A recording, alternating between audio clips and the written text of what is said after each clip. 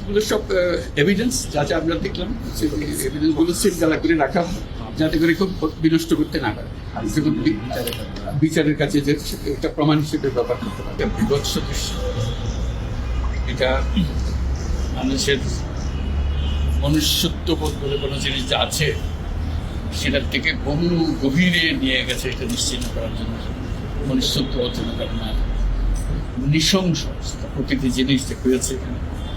যতটাই শুনি অবিশ্বাস্য মনে হয়, এটি কি আমাদেরই জগৎ, এটি কি আমাদেরই সমাজ, আমরা এটা করলাম।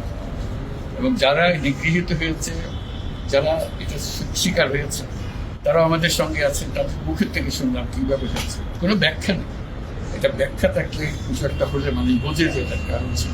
এটা বিনা কারণে রাস্তা থেকে উঠিয়ে আনা, বিনা দোষে কতগুলো সাক্ষী সাবুত হাজির করে সেই যন্ত্র এক্সপ্লোসিভ কতগুলো গাড়ির ভিতর ঢুয়ে দিয়ে তারা বলছে তুমি সন্ত্রাসী জঙ্গি এগুলো বলে বলে তাকে নিয়ে আসা হয়েছে।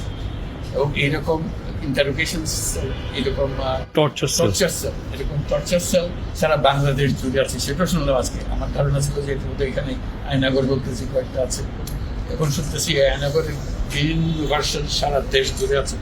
কেউ বলতে 700, কেউ বলতে 800। এটি সংখ্যাও নিরূপণ করা যায়নি পর্যন্ত, কতটা আছে, কতটা জানা আছে, কতটা অজানা রয়ে গেছে সেই জিনিস। আমরা এমনি শুনি আইয়ামে জাহেলিয়াত বলে একটা কথা আছে।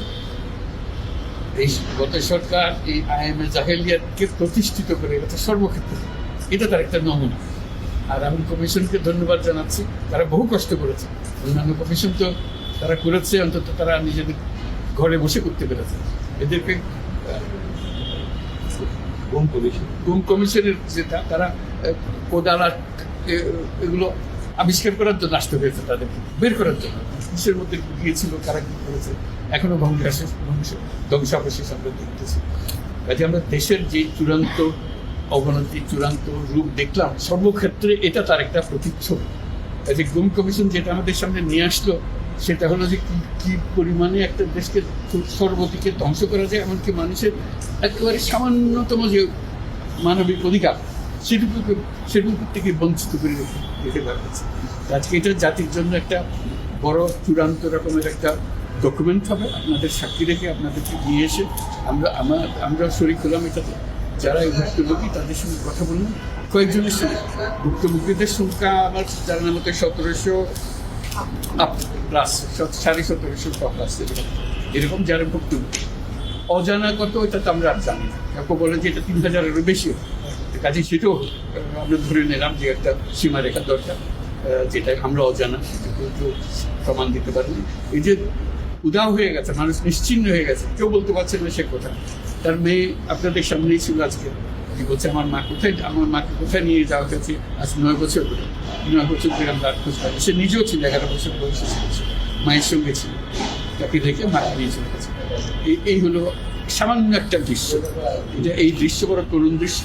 এবং এটার কঠিনতম যে লেসনটা হলো, যারা করেছে তারা আমাদেরই সন্তান, আমাদেরই ভাই, আমাদেরই ঘনিষ্ঠ আত্মীয়, তারাই করেছে। এবং আমরা এই সমাজকে যদি এর থেকে বের করে না আনতে পারি, তাহলে এই সমাজ তো টিকে থাকবে না। যে এভাবে যদি আমাদের হয়, আমাদের সন্তানরা যদি এগুলো করে, এবং তারা যদি এইরকম কাজ করতে পারে, যে মানুষের পক্ষে যেটা সম্ভব। একজন বলছিল যে খুপড়ির মধ্যে তাকে রাখা হয়েছে, গ্রামে তো মুরগির খাঁচা চেয়ে তো বড় হয়, এরকম অবস্থা। মুরগিও নড়াচড়ার যেরকম জায়গা হয় না, ওরও নড়াচড়ার এরকম জায়গা নেই।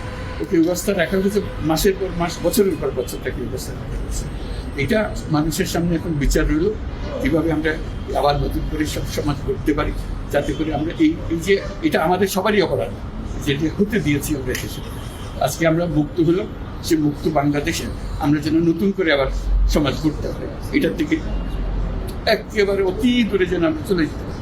এটার নমুনা, এটার সাক্ষী, এটার যে ডকুমেন্টেশন কমিশনের রিপোর্টের মধ্যে থাকবে।